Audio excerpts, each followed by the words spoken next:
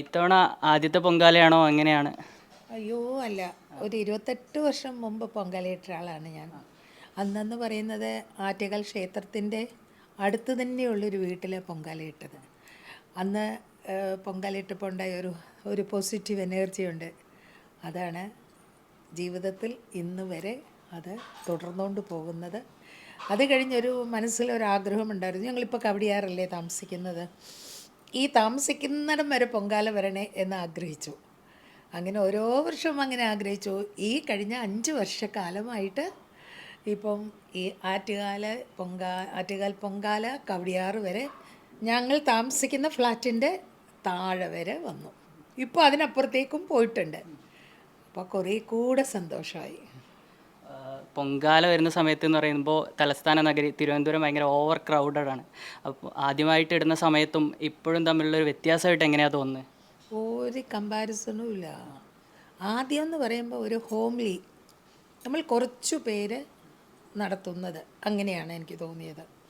പക്ഷെ ഓരോ വർഷം കഴിയുന്തോറും അത് ഒരു വലിയ കുടുംബമായി ഇത്രയുമായി.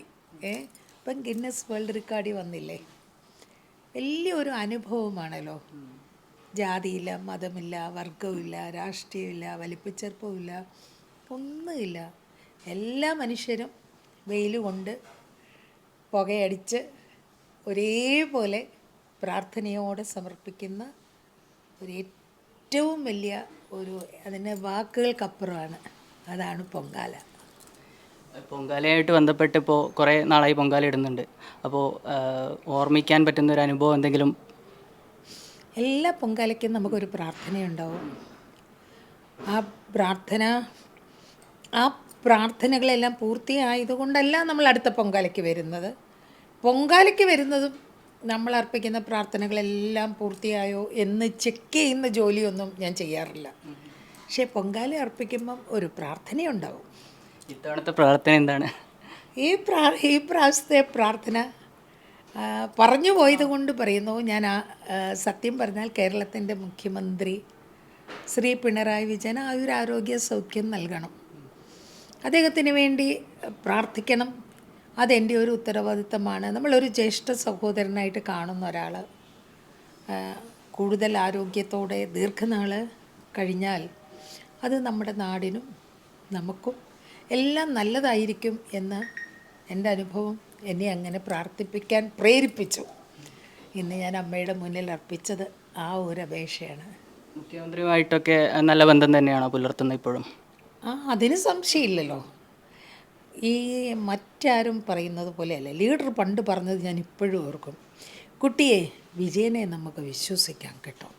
ആ വാക്ക് എപ്പോഴും എൻ്റെ മനസ്സിലുണ്ട്.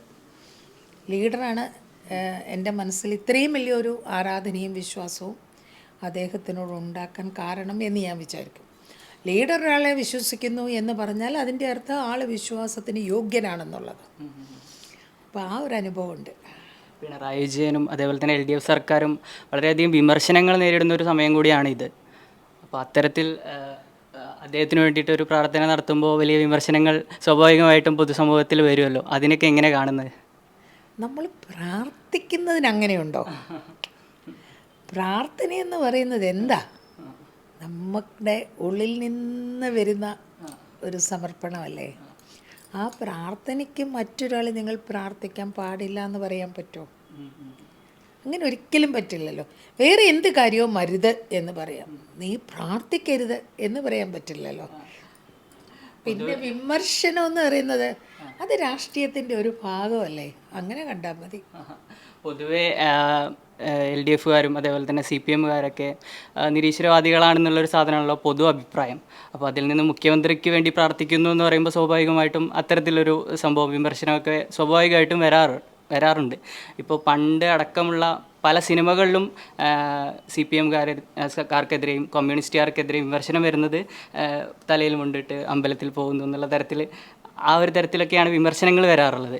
ആ വിമർശനങ്ങളും അതേപോലെ തന്നെ മുഖ്യമന്ത്രിക്ക് വേണ്ടി വീണ്ടും പ്രാർത്ഥിക്കുക എന്നൊക്കെ പറയുമ്പോൾ സ്വാഭാവികമായിട്ട് ഒരു ട്രോളിൻ്റെ എലമെൻ്റ് അതിലുണ്ട്. അത് വിചാരിച്ചിരുന്നോ? ഇല്ല, ഒന്നും വിചാരിച്ചില്ല. ആറ്റുകാലമ്മയുടെ മുന്നിൽ ഞാനൊരു ക്രിസ്ത്യാനിയാണ്. ഞാൻ മുടക്കമില്ലാതെ എനിക്ക് തീരെ വയ്യാതെ കിടന്ന എപ്പോഴെങ്കിലുമൊക്കെ സമയങ്ങളോ അങ്ങനെ അത് മാറ്റി നിർത്തിയാൽ ഞാൻ പൊങ്കാല അർപ്പിക്കുന്ന ഒരാളാണ്. അതിനൊരുപാട് വിവാദങ്ങൾ ഞാൻ കേട്ടിട്ടുണ്ട്. പക്ഷെ അമ്മയുടെ മുന്നിൽ മക്കൾക്ക് പ്രാർത്ഥിക്കാൻ എന്ത് കാര്യവും പറ്റും എന്ന് എൻ്റെ അനുഭവം പഠിപ്പിച്ചിട്ടുണ്ട്.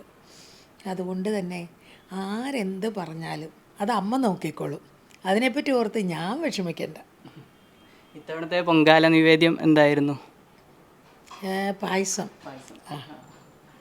പൊങ്കാല പായസമായിരുന്നു. സന്തോഷമാണ് മൊത്തത്തിൽ. പിന്നെ തീർച്ചയായിട്ടും വലിയ സന്തോഷമാണ്. കാരണം പിന്നെ ഈ പ്രാവശ്യം ഇങ്ങനെ 1:30 മുതൽ 3 മണി വരെ രാഹു ആയതുകൊണ്ട് 1:30 മുമ്പേ തളിക്കൽ നടന്നു. അപ്പോൾ ഈ സമയത്ത് അല്ലെങ്കിൽ നമ്മൾക്ക് നിവേദ്യവുമായിട്ട് ഇങ്ങനെ വീട്ടിലേക്ക് എത്താൻ പറ്റത്തേയില്ല. ഞാൻ ഒരിക്കലും 4 മണി കഴിയാതെ എത്തിയിട്ടില്ല. ഈ പ്രാവശ്യം അങ്ങനെ നേരത്തെ വരാനും പറ്റി. അതൊരു കണക്കിന് നന്നായി. അതും നന്നായി. പൊങ്കാലയുടെ അറേഞ്ച്മെൻറ്റ്സ് ഒക്കെ നഗരസഭയാണ് നിയന്ത്രിക്കുന്നത്. പണ്ട് കാലത്തുണ്ടായിരുന്ന അറേഞ്ച്മെൻറ്റ്സിൽ നിന്ന് ഇപ്പോഴത്തേക്ക് വരുമ്പോൾ എന്തൊക്കെ മാറ്റങ്ങളാണ് ഫീൽ ചെയ്തത്? ഇപ്പോൾ എന്ന് പറയുന്നത് ഇത്രയും ജനം വരുമ്പോഴും വലിയ ഗതാഗത നിയന്ത്രണങ്ങളൊന്നുമില്ല. ഞങ്ങൾ പൊങ്കാല അർപ്പിക്കുമ്പോഴും ആൾക്കാർ കാർ അങ്ങോട്ടും ഇങ്ങോട്ടും ഒക്കെ പോവാറുണ്ട്. അവർ സ്വയം നിയന്ത്രണങ്ങൾ, ഇന്ന് പൊങ്കാലയല്ലേ വണ്ടി ഇറക്കണ്ട അല്ലെങ്കിൽ യാത്ര വേണ്ട എന്ന് പറയുന്ന തിരുവനന്തപുരത്തുകാരുണ്ട്. അല്ലാത്തവർക്കൊക്കെ ഒരു ബുദ്ധിമുട്ടുമില്ലാതെ ഈ പൊങ്കാലയ്ക്ക് സമയത്തും പോകാൻ പറ്റുന്നു. പിന്നെ ഒന്നിനും ഒരു കുറവില്ല. ഒരു കാര്യത്തിലും നമുക്ക് അങ്ങനെ ഒരു ചിന്തയില്ല, ഇതെങ്ങനെയാണ് അങ്ങനെയാണ് ഇങ്ങനെയൊന്നുമില്ല. എല്ലാം വളരെ സിസ്റ്റമാറ്റിക്കായിട്ട് ഞങ്ങൾ പൊങ്കാല എല്ലാം അവിടുന്ന് ഞങ്ങൾ ക്ലിയർ ആക്കുന്നതിനോടൊപ്പം തന്നെ അവിടെ എല്ലാം ക്ലിയറായി വരുന്നതും കണ്ടു.